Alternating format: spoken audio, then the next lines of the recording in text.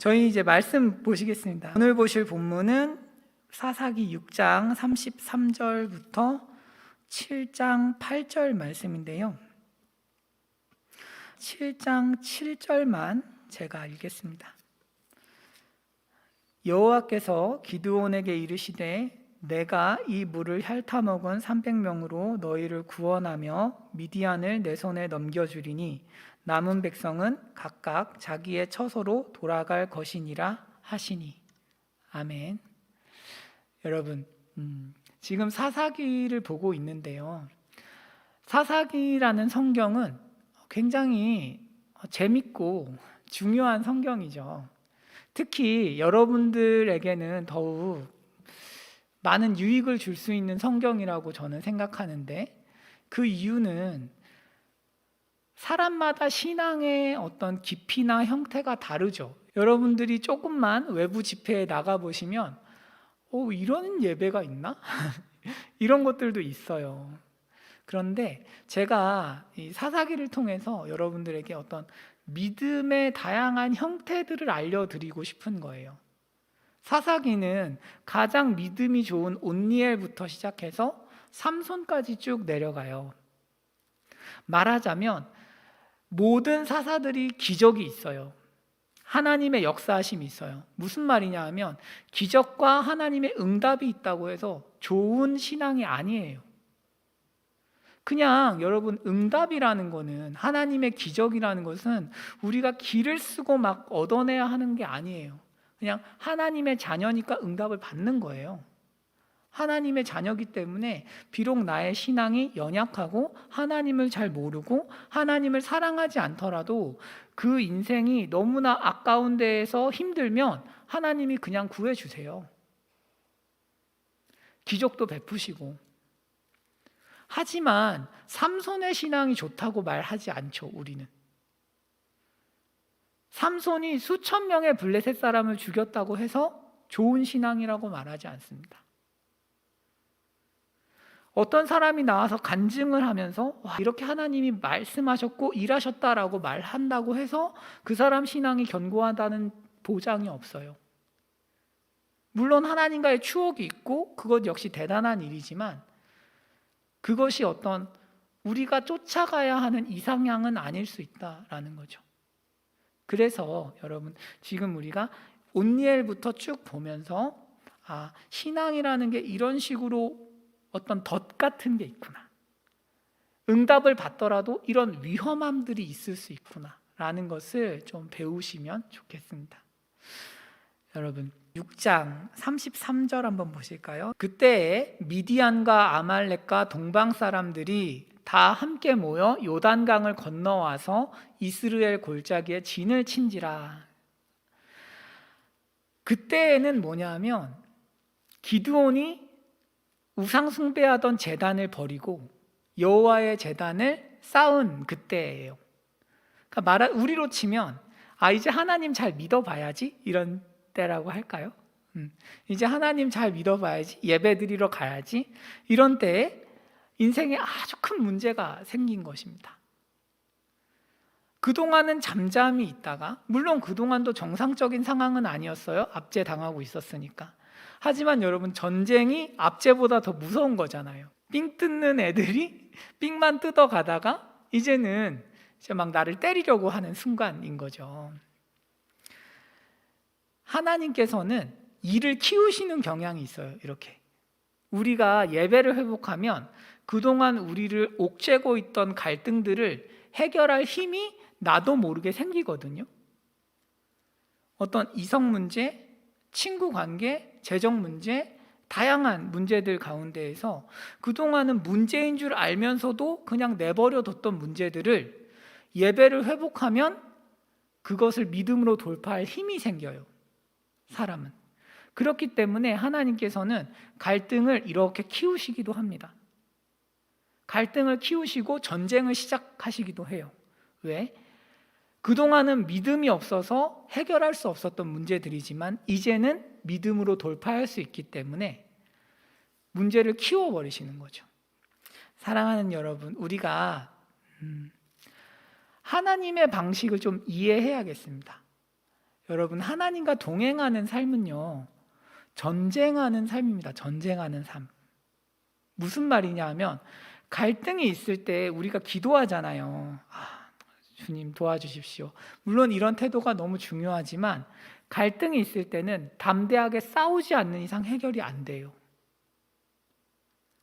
애매하게 기도하면 해결될 거야. 성경을 이렇게 보시면 기도만 해서 해결된 사건은 하나도 없어요. 기도하면 하나님이 움직여라. 심지어 그 유명한 여리고성 사건도 어때요? 7바퀴를 돌아야 돼요. 기도만 하고 아무것도 안 하면 뭐가 이루어지는 경우는 없어요. 예수님께서도 말씀을 하시고 터치하시고 안아주시고 행동들이 다 있잖아요. 그러니까 말하자면 하나님 방식은 우리가 갈등을 돌파하는 식으로 이루어집니다. 갈등을 돌파하는 식으로. 믿음 생활이라는 것은 오히려 큰 갈등 앞에 나를 세우는 거예요. 큰 갈등 앞에 그동안은 제대로 반응하지 못했던 것들을 용기 있고 담대하게 맞설 때 하나님의 구원의 능력을 보는 거죠. 전쟁이 나니까 하나님께서는 기드온에게 성령을 부어주세요. 그죠? 인간의 힘으로는 전쟁을 못 이기니까 여러분들이 문제 앞에 딱 갈등 앞에 서시면 하나님 어떻게 하세요? 성령을 부어주십니다. 성령을 부어주세요. 문제는 뭐냐 하면 여호와의 영이 기드온에게 임하신 이후에 전쟁하는 데까지 굉장히 오랜 시간이 걸린다는 거예요. 6장 34절에서 성령을 받았는데 전쟁은 7장 넘어가서 하거든요. 7장 16절부터 전쟁을 합니다. 그 중간 과정이 굉장히 긴 거예요. 지금 기드온은. 이게 왜 중요하냐 하면 온니엘 때는 어땠을까 한번 보실게요. 믿음이 좋은 사람은 이런 반응을 보여요. 다음 보실게요. 우리 사사기 3장입니다. 여호와의 영이 그에게 임하셨어요. 누구에게? 온니엘에게 임하시니까 그가 나가서 바로 싸우죠. 속도의 차이예요. 속도의. 무슨 얘기인지 아시겠어요? 기드온은 믿음이 약하고 하나님에 대한 경험이 없으니까 느려요. 순종하는 속도가 느려요. 이게 문제고 내가 이 문제를 해결해야 돼, 전쟁 앞에 서야 돼 라는 생각도 하고 하나님의 보채심도 있지만 느려요. 잘 움직이지 않습니다. 그런데 온니엘은 굉장히 빠른 거죠. 하나님이 원하시는 싸움이구나 하고 굉장히 빠르게 움직입니다. 신앙이 성숙할수록 어떨까요? 신속해요, 여러분. 빨라요. 하나님께 순종하는 게. 경솔한 거랑 다른 거예요. 결정하는 데까지는 오래 걸리고요. 결정한 이후에는 행동을 빠르게 한다는 의미예요. 이게 성숙한 사람의 특징이죠. 그런데 미성숙한 사람은 반대죠. 의사결정은 잘 못하고 결정한 이후에는 굼뜨고 다른 거예요. 이해 가실까요? 그래서 일단 그래, 하나님 원하시는 게 이거구나라고 하면 빠르게 움직입니다. 빠르게. 하지만 기드온은 그렇게 하지 못하고 있어요. 기드온은 느려요. 미적미적거리고 있는 거죠. 자, 그래서 하나님께서는 지금 이 사사기 6장과 7장 초반을 통해서 기드온의 문제가 왜 이렇게 민기적거리는지에 대한 문제를 3가지 알려주시고 그것을 해결하는 방법을, 훈련하시는 방법을 우리에게 가르쳐 주십니다. 기드온이 민기적거리잖아요. 우리도 다 민기적거리거든요. 한번 그 문제들을 좀 보시겠습니다. 자, 6장 34절, 35절 한번 보실게요. 여러분, 여호와의 영이 기드온에게 임하시니까 기드온이 뭐예요? 나팔 불었어요. 그리고 아비에셀이라는 동네예요. 동네, 마을. 기드온 사는 마을이에요. 마을 사람들이 기드온 따라왔어요. 그런 다음에 기드온이 사자들을 2번 보냅니다. 므낫세에 1번, 그 다음에 아셀과 스불론과 납달리에 1번, 이렇게 2번 보내요. 히브리어에서 34절과 35절은 분리되어 있어요. 무슨 얘기냐면 여호와의 영이 임했을 때 여호와의 영이 기드온에게 시킨 일은 나팔을 부는 것과 아비에셀이 뒤를 따라 부름을 받는 것까지였어요. 성령 하나님께서 기드온에게 주신 병사는 아비에셀 사람이 다예요. 그런데 기드온이 보니까 이 아비에셀 사람이 너무 숫자가 적은 거죠. 적으니까 기드온이 사자들을 2번 보내는 거예요. 므낫세에도 보내고 아셀과 스불론과 납달리에 보내는 거예요. 무슨 얘기냐 하면 기드온이 보기에는 하나님이 보내주신 병사가 너무 적어요. 미디안에 있는 병사들은 너무 많아요. 성경은 메뚜기 떼와 같았다라고 6장 초반에서 얘기하거든요. 그러니까 메뚜기 떼와 같은 사람들과 비교했을 때 아비에셀 사람들만 가지고는 게임이 안 될 것 같은 거죠. 그러니까 기드온이 전쟁에 즉각 나가지는 못합니다. 혹시 문법적인 상황이 궁금하신 분들을 위해서 설명드리면 35절은 우리가 단순 와우라 그래요. 그러니까 단순 와우는 장면이 전환될 때 사용되는 단어인데, 그래서 장면이 완전 전환된 거예요. 앞과 관계가 없다라는 걸 표지를 할 때 단순 와우를 써요. 자, 어쨌든 기드온은 지금 아비에셀 사람만으로는 전쟁할 수 없어. 하나님이 아비에셀 사람들을 주셨지만 이 사람들만으로는 전쟁이 안 되겠구나 라고 판단한 거예요. 그리고 온 힘을 다해서 자기가 할 수 있는 만큼 끌어모은 거죠. 끌어모읍니다. 이게 뭐예요? 기드온의 약점이 물량주의죠. 물량주의. 일단 많고 보자. 하나님의 일을 하는데 하나님의 방식이 아니라 사람의 방식으로 자꾸 움직이려고 하는 거죠. 하나님이 싸우신다, 하나님이 승리를 주신다는 개념이 굉장히 미약한 거예요. 그래도 인간이 최대한 다 해야지. 여러분, 이 자체가 문제가 아니에요. 많이 모으는 게 문제가 아니에요. 제가 말씀드리고 싶은 것은 기드온이 왜 이렇게 많이 모으려고 했냐는 거예요. 기드온이 많이 모으고 싶었던 이유는 두려움 때문이었습니다. 두려움을 이기지 못해서 많이 모은 거예요. 왜냐하면 성경은 이렇게 얘기하거든요. 7장 1절 한번 보시겠어요? 7장 1절 보시면 진을 어디에 치냐 하면 하롯샘이라는 곳에 칩니다. 하롯이라는 단어는 두려움이라는 단어예요. 두려운 샘이에요. 하롯샘이 실제로 존재하지 않아요. 그냥 성경 기자가 어떤 샘을 하롯이라고 이름을 붙인 거예요. 두려움의 샘 옆에 있었다. 두려움이 샘 솟는 곳에 진을 친 거예요. 기드온이 그런 상황인 거죠. 기드온의 병사들이 두려워하니까 많이 모은 거예요. 우리랑도 비슷하죠. 하나님께서 우리에게 주신 인생의 문제들을 마주할 때 하나님의 방법으로 싸우기에는 내가 가진 게 너무 적은 것 같을 때, 하나님께서는 분명히 우리 인생을 잘 인도하시고 너에게 최고의 인생을 주겠다고 약속하셨지만 내가 볼 때는 하나님, 저는 가정 형편이 그렇게 좋지 않고 직장도 별로 좋지 않고요, 앞으로 커리어도 그다지 좋을 것 같지 않아요. 이대로 간다면 친구 관계도 별로 좋지 않고 돈도 없어요. 하나님께서는 저한테 이만큼 주셨는데 저는 이걸로는 제 인생을 장담할 수가 없어요 라고 이야기하고 두려워하고 어떻게 해요? 끝없이 노력하는 삶을 사는 거죠. 노력이란 자체가 나쁜 게 아니라 노력을 하면 할수록 이길 수가 없어요. 두려움에 사로잡혀서. 애초에 두려움으로 시작한 거니까 그 끝도 두려움이죠. 하나님도 물론 열심히 우리로 하여금 살기 원하시지만 하나님은 믿음 안에서 살라고 말씀하십니다. 믿음 안에서. 한 주 동안 여러분 열심히 사셨을 텐데 그 밑에는 여러분 우리에게 뭐가 있었나요? 두려움 아니면 믿음? 둘 중 하나밖에 없어요.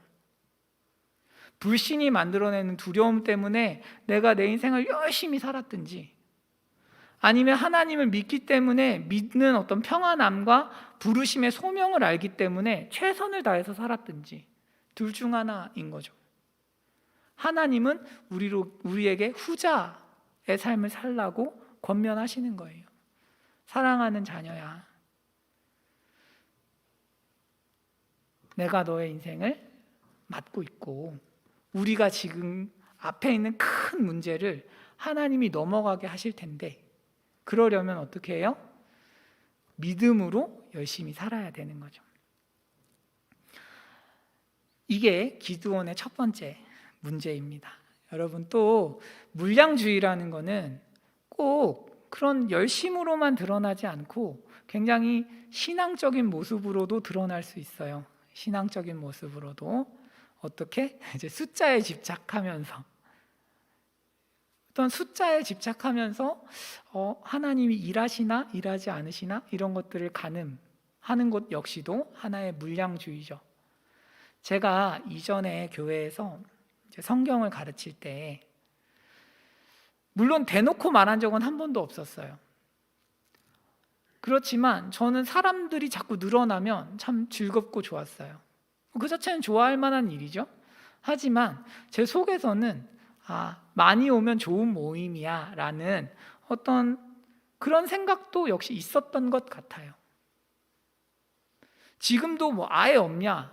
뭐 그렇진 않아요. 인간이니까 조금은 있어요. 물론 크지 않아요. 그런 것들이 뭐 제 시선을 끄지는 않아요. 하지만 제 내면을 정직하게 보면 없는 건 아니죠. 어쨌든 그 당시에는 사람이 많이 오면 굉장히 은혜로운 모임이고, 조금 오면 별게 아니네 이런 생각도 가끔은 했었어요. 그런데 시간이 지나서 보니까, 여러분, 사람이 한 명, 두 명 오면 한 명, 두 명이기 때문에 할 수 있는 이야기가 있더라고요. 이게 참 신기해요. 그러니까 어떤 사람의 가장 큰 고민과 사람이 많기 때문에 나눌 수 없는 이야기들, 하지만 나눠야 하는 이야기를 하나님은 알고 계시고, 하나님은 그래서 하나님 마음대로 숫자를 조절하세요. 중요한 거는 많이 오는 게 아니고 하나님 뜻이 모임에서 이루어지는 거죠. 여러분들도 소그룹을 인도하시거나 또 기도회도 인도하시잖아요. 여러 가지로 하실 때 숫자에 아예 초연할 수 있는 사람은 애초에 존재하지 않아요. 전 아무렇지 않아요. 전 거짓말이라고 생각해요. 육신이 있기 때문에. 하지만 우리가 그 마음을 잡아채서 하나님 앞에 복종시킬 수는 있어요. 중요한 것은 내가 어떤 태도와 믿음을 가지고 사람들과 모임을 대하느냐죠. 여러분들 소그룹도 숫자가 왔다 갔다 할 텐데, 또 여러분들이 교회 생활 하시면 교회에 모이는 사람도 왔다 갔다 합니다. 숫자도. 하지만 그런 거에 너무 신경 쓰지 마시고 하나님께서 일하고 계신다는 것을 믿고 하나님이 주신 사람들을 잘 섬기는 그런 은혜가 있으면 좋겠습니다. 그래서 기드온의 첫 번째 약점, 두려움이 낳은 물량주의가 이제 기드온의 첫 번째 연약함이에요. 그러니까 전쟁하러 못 가요. 온니엘처럼 바로 전쟁하러 못 가죠. 그러면 두 번째로 기드온의 문제는 36절입니다. 36절. 기드온이 하나님께 여쭈되 주께서 이미 말씀하신 같이 내 손으로 이스라엘을 구원하시려거든, 이렇게 돼 있죠. 여러분, 기드온이 지금 하나님께 이렇게 말하는 거예요. 하나님, 이전에 저한테 이스라엘을 제 손으로 구원한다고 말씀하셨죠? 라고 이야기를 합니다. 진짜일까요? 아닐까요? 거짓말이에요. 하나님께서는 기드온에게 기드온의 손으로 이스라엘을 구원하신다고 말씀하신 적이 한 번도 없어요. 내가 너와 함께 하겠다고 했죠. 여러분, 기드온의 손으로 이스라엘을 구원하는 것과 하나님이 함께하는 것은 굉장히 다른 표현입니다. 우리가 볼 때는 뭐 비슷한 거 아니야? 아니에요. 완전히 달라요. 뉘앙스와 어감이 완전히 다른 거예요. 지금 기드온은 무슨 얘기를 하고 있냐면, 하나님, 제가 주인공이죠 라고 이야기하고 있는 거예요. 기드온은 지금 하나님이 주인공이 아니에요. 내 손으로 이게 너무 중요한 사람이에요. 신앙이 어릴수록 중심에 뭐가 있어요? 하나님이 없어요. 신앙이 어릴수록 교묘하게 자신의 영광을 추구하게 돼 있어요, 사람. 하나님께 영광을 드린다 라는 개념보다는 그래서 나에게 어떤 유익이 있는가, 내가 얼마나 빛날 수 있는가. 여러분, 기드온 같은 사람이 많으면 공동체는 박살납니다. 전부 다 스포트라이트를 받고 싶은데 어떻게 공동체가 돌아가겠어요? 안 되죠. 한 사람의 신앙의 여정은 이렇게 돼야 돼요. 처음에 공동체에 오셨을 때는 스포트라이트를 마음껏 받아야 되고, 그리고 줘야 돼요. 리더들이 마음껏 스포트라이트를 받게 하고, 시간이 갈수록 스포트라이트를 안 받아야 되는 거예요. 자기 자리를 계속 양보해 줘야 되는 거예요. 어려워요, 여러분, 이거. 그래서 저는 한 사람이 오랫동안 수십 년을 섬기는 걸 보면 좋기도 하고 존경스럽기도 하지만 걱정될 때도 있어요. 자리를 비켜주지 않는 위험도 있거든요. 여하튼 그래서 지금 기드온이 자기가 주인공인 거예요. 그러면서 하나님 저 가지고 큰일 하셔야 되잖아요. 큰일 이 생각하고 있는 거예요. 이게 신앙의 초보죠. 초보. 큰 일을 꿈꾸고 위대한 일을 꿈꾸면서 하나님이 내 손으로 뭔가를 하실 거야 라고 생각하고 그것을 구하는 것, 초보입니다. 한번 다윗의 고백을 볼게요. 시편을 보시면 다윗이 이렇게 이야기를 하거든요. 여호와여, 내 마음이 교만하지 아니하고 오만하지 아니하오며 내가 뭐라 그래요? 큰 일과 감당하지 못할 놀라운 일을 하려고 힘쓰지 아니하나이다, 이렇게 돼 있어요.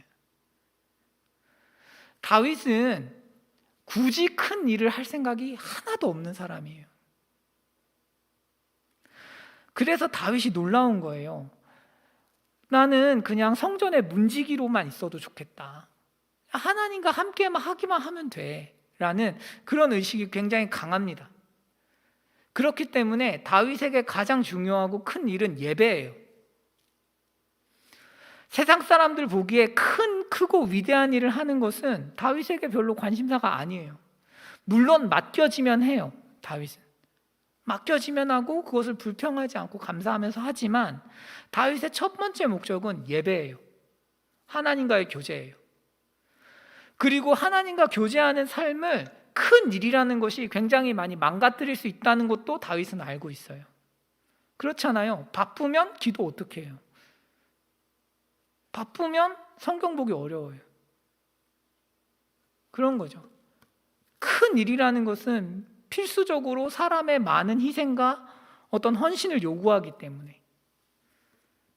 그래서 지금 다윗은 하나님과 교제하는 시간을 확보하고자, 그래서 힘쓰지 않겠다, 나는 하나님이 나를 사랑하시는 걸 안다라고 고백하고 있는 거고, 기드온은 정반대인 거예요. 기드온은 내가 위대한 일을 하고 큰 일을 해서 어떤 사람들에게 존경받고 인정받는 것, 이것을 꿈꾸고 있고, 그게 기드온의 두 번째 약점이에요. 기드온이 연약한 거죠. 여러분, 세 번째 한번 보실까요? 그래서 영광받고 싶은 자인데, 여러분 조금만 더 설명을 드리면 한번 갈게요. 세 번째 볼게요. 설명 안 하고 세 번째로 가겠습니다. 39절인데요. 6장 39절. 기드온이 그래서 두 번 이제 기적을 요구합니다. 39절에서 한 번, 37절에서 한 번인데, 여러분 37절부터 한번 보실게요. 37절 이렇게 되어 있습니다. 보소서, 내가 양털 한 뭉치를 타작 마당에 두리니 만일 이슬이 양털에만 있고 주변 땅은 마르면 주께서 이미 말씀하신 같이 내 손으로 이스라엘을 구원하실 줄을 내가 알겠나이다 하였더니, 무슨 얘기냐면 양털이 있고 땅이 있어요. 땅 위에 자기가 양털을 놓을 테니까 어떻게 하라는 거예요? 양털만 젖고 땅이 마르면 하나님이 응답하신 거다 라고 이야기한 거예요.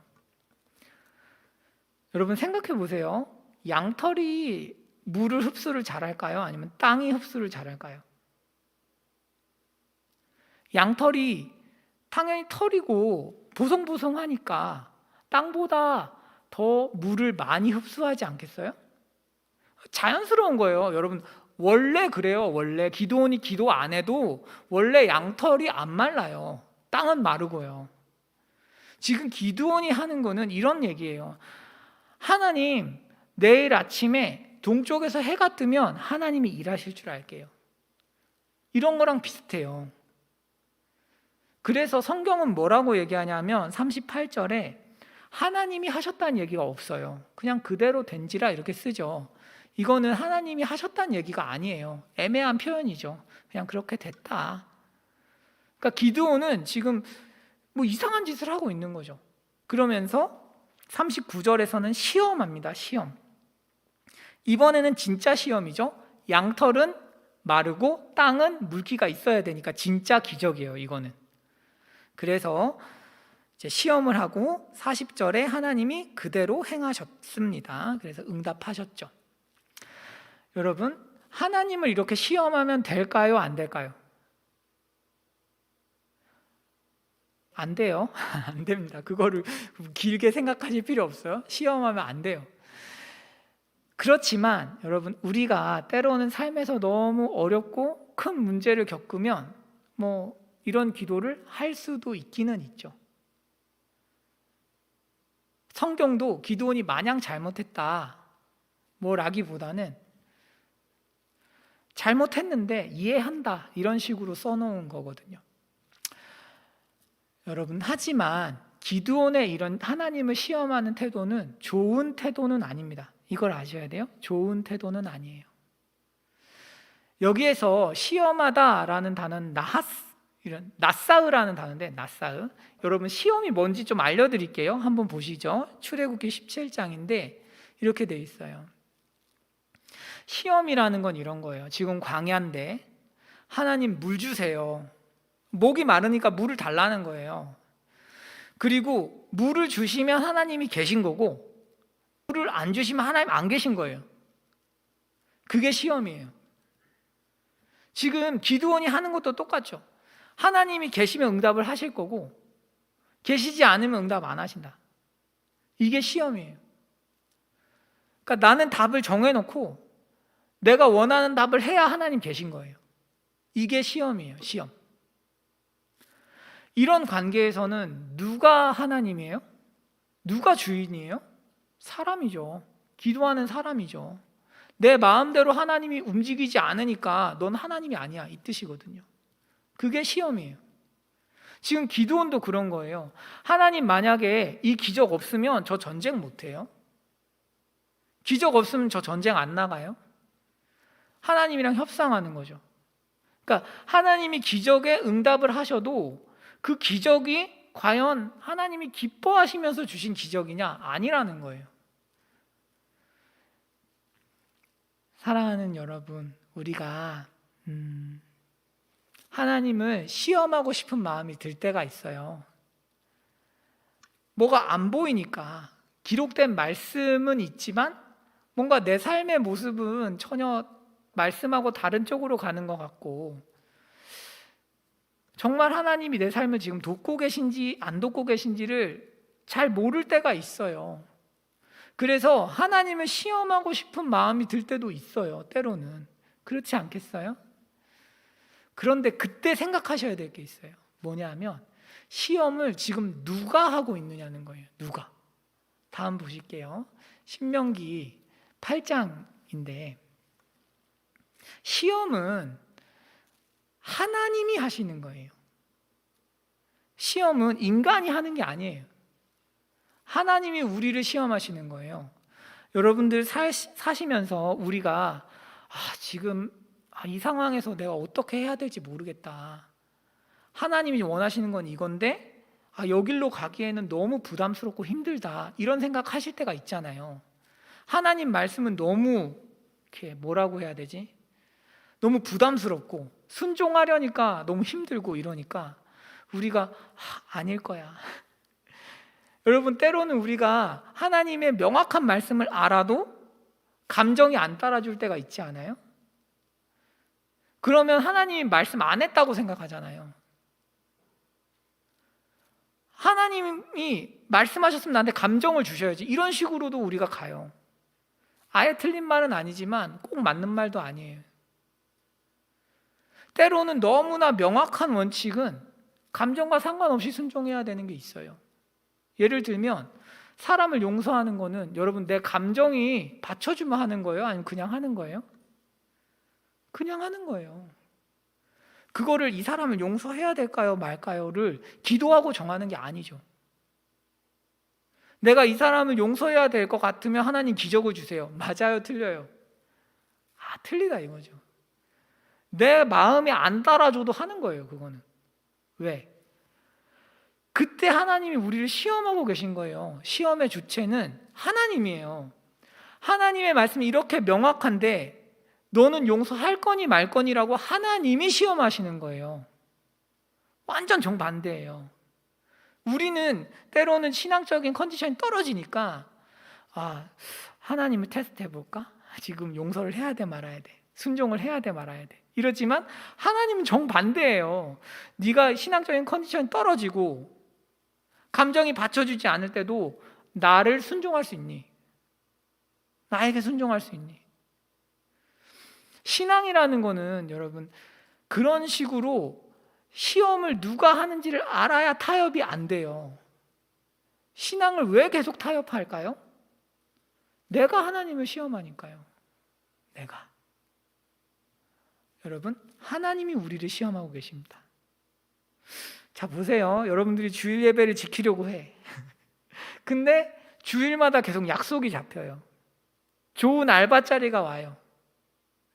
이거는 하나님께 기도하고 결정해야 돼요? 아니면 그냥 거절해야 돼요? 그냥 거절하는 거죠. 하나님이 원칙을 다 말씀하셨으니까. 그런데 그거를 기도한다고요. 하나님, 이 일은 하나님이 정말 원하지 않으면 치워주세요. 여러분, 이런 기도하면 돼요? 안 돼요? 아니라고요. 그런 기도는 옳지 않아요. 그리고 그런 기도에 하나님이 제때 응답을 안 하시면 하나님 안 계시네. 역시 난 예배는 됐어. 이러면서 가기도 하죠. 여러분, 하나님이 우리를 복주시려고 시험하는 거예요. 오해하지 마세요. 혼내려고가 아니라 시험을 하시고 정말 얘가 나를 순종할 마음이 있고 존중하는구나가 확인되면 복주시죠. 여러분, 이렇게 세 가지 다음 보실게요. 이 세 가지가 기드온이 가지고 있었던 연약함이에요. 연약함. 한번 다음을 넘겨주시면 기드온의 연약함 세 가지입니다. 두려움, 그래서 숫자를 세는 마음, 또 영광받고 싶은 마음, 하나님 시험하는 태도. 세 가지죠. 이 세 가지는 여러분 우리가 다 가지고 있는 거예요. 하나님 앞에서 여러분이 안 가지고 계실 리가 없고요. 제가 안 가지고 있을 리가 없고요. 보편적으로 다 가지고 있는데 그것을 어떻게 제어하고 훈련해 가느냐, 이 문제가 우리에게 남은 거죠. 자, 그러면 이 문제를 하나님께서는 어떻게 해결해 가실까요? 기드온의 연약함을 훈련을 어떻게 하실까요? 이렇게 해결하십니다. 2절 한번 보실까요? 2절 7장 2절. 기드온의 힘을 빼요. 기드온의 힘을 빼기 시작합니다. 사람이 연약함을 언제 훈련할 수 있냐? 힘이 빠지면요. 힘이 빠지면. 내가 의지하던 것들이 무너지면요. 하나님께서는 2절에서 한 번, 그리고 7절에서 한 번 숫자를 줄이세요. 숫자를 2번 줄이십니다. 여러분, 기드온이 2번 더 사람을 모았죠? 하나님도 2번 사람을 줄이시는 거예요. 무슨 얘기냐면 기드온은 나중에 이제 300명만 남거든요. 300명 남은 사람을 보면서 이런 생각을 했을 거예요. 내 힘으로 모아봤자 전쟁하지 않는구나. 내 힘으로 할 수 있는 최대한을 모아서 두려움 속에서 긁어 모아서 전쟁하려고 사람을 모았지만 하나님이 다 흩으시고 남은 건 고작 이 정도밖에 없구나. 원래 주셨던 사람밖에 없네. 이런 걸 알게 되는 거죠. 하나님께서 주시지 않은 것을 우리가 가지기도 하잖아요. 때로는 원치 않는 것들을 우리가 받기도 하고 뭐 이렇게 가지기도 하는데, 하나님은 그것들을 빼앗아 가십니다. 흩으심으로 해결하시는 거죠. 내려놔, 이거죠. 내려놔. 기드온에게 2번 병사를 줄이라고 말씀하신 것은 우리로 치면 우리가 세상적인 방법으로 행동하고 있던 것들을 내려놓으라는 거예요. 문제를 해결하기 위해서 너무 세상적인 방법으로 애쓰고 있는 것들을 내려놓으라는 거죠. 여러분, 좀 더 구체적으로 말씀드리면 두려움 때문에 하는 모든 일들이라고 할 수 있어요. 두려움 때문에 내 삶을 너무 열심히 살지 마세요. 저는 저희 청년분들 열심히 살지 말라는 얘기가 아니라 번잡하게 열심히 사는 것을 경계하셔야 돼요. 우리가 열심을 낼 때는 통합성이 있어야 돼요. 그 모든 게 하나로 합쳐지면서 전체적인 커리어로 만들어져야 돼요. 저는 그래서 여러분들 알바하는 거 안 좋아해요. 알바는 커리어로 이어지기가 어려우니까. 청년 때 잠깐 돈을 벌 수 있겠죠. 용돈벌이 할 수 있겠지만 그게 시간이 지나서 그 시간이 너무 아까운 거죠. 제가 볼 때는 통합이 안 되잖아요. 여러분들 하시는 일에서 전문가가 돼야 되고 하나님 부르신 사명을 위해서 열심히 노력을 해야 되는데, 자꾸 시간과 에너지를 당장 돈 몇 푼 벌겠다고 뺏기면 전반적으로 커리어가 안 좋아지죠. 그리고 그건 나중에 손해가 돼요. 그런데 왜 그렇게 할까? 제가 볼 때는 두려움이 커요. 당장 돈이 있어야 되니까. 탓하고 싶지 않아요. 누구나 그럴 수 있어요. 하지만 중요한 건 여러분, 두려움 때문에는 그렇게 하지 마세요. 일을 배우거나 이런 경험이 나한테 정말 필요하다고 생각하시면 해볼 수 있죠. 하지만 내가 아르바이트하고 그냥 지금 좀 돈 벌어서 내가 사고 싶은 거 사고 갖고 싶은 거 갖는 게 그렇게 중요한 건 아닙니다. 통합적으로 직업에 좀 접근하시면 좋겠어요. 여러분, 여하튼 두려움 때문에 예배를 희생하면서까지 뭔가를 하지는 맙시다. 그리고 두 번째, 여러분 다음 넘겨주실까요?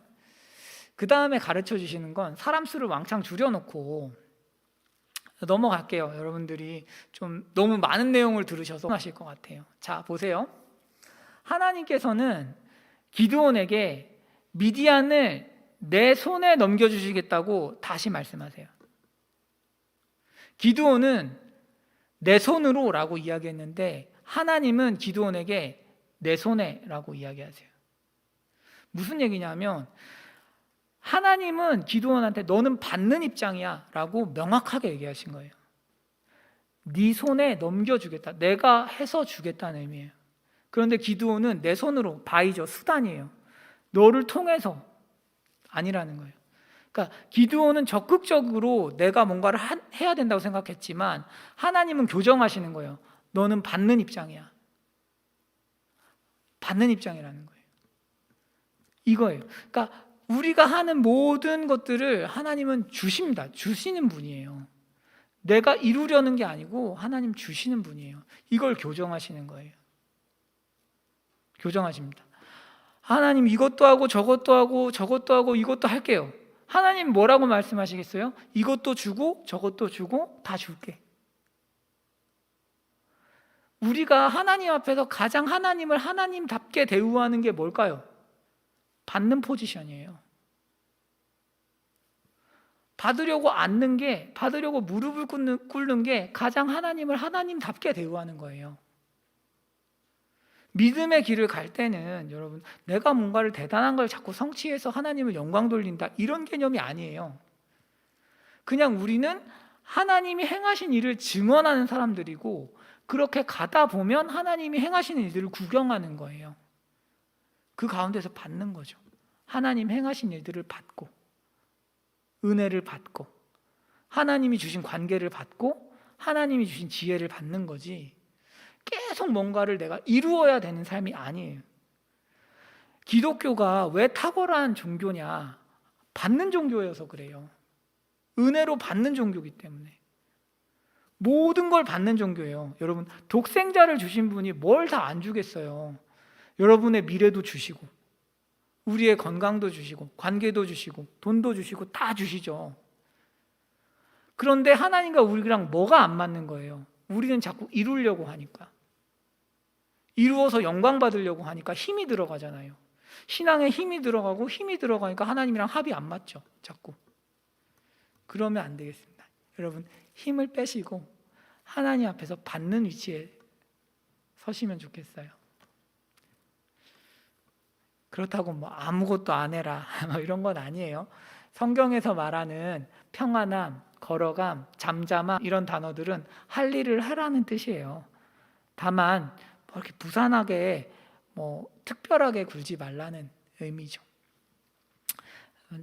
우리가 이 시간에 하나님께서 주시는 것들을 받는 훈련들을 하나님 하시는데, 그 훈련은 우리가 가진 것들을 내려놓는 훈련이에요. 내려놓는 훈련. 하나님이 주시지 않은 것들을 내려놓는 것, 이게 훈련이에요. 그 가운데에서 나머지 세 개가 전부 다 훈련되는 거예요. 여러분들이 생각했을 때 하나님이 기뻐하지 않으시는 관계, 하나님이 기뻐하시지 않는 재정, 하나님이 기뻐하시지 않는 시간 사용, 이런 것들을 내려놓으시면 좋겠어요. 물론 여러분들은 여러분 인생을 위해서 열심히 살고 계신 것이지만, 그런 관계들이 주는 기쁨이 있고 또 돈이 있고 즐거움이 있으니까 그것을 하시겠지만, 하나님께서는 하나님이 주지 않은 걸 좀 내려놔라는 거예요. 좀 내려놔라. 내가 너한테 아비에셀만 줬으면 아비에셀 사람들만 가지고 전쟁을 해야지. 왜 자꾸 네 힘으로 뭔가를 더 만들고 성취하고 그렇게 해서 인생이라는 큰 적을 싸우려고 하냐? 그러지 말라는 거죠. 여러분, 이 시간에 우리가 하나님 앞에서 좀 내려놓을 것들을 좀 기도하면 좋겠습니다. 기드온의 탁월함이 여기에 있어요. 기드온 다 잘 못해요. 그런데 기드온은 시키면 해요. 기드온이 탁월한 점은 내려놔 하면 내려놔요. 이게 탁월한 거죠. 여러분들에게도 저에게도 그런 은혜가 있으면 좋겠습니다.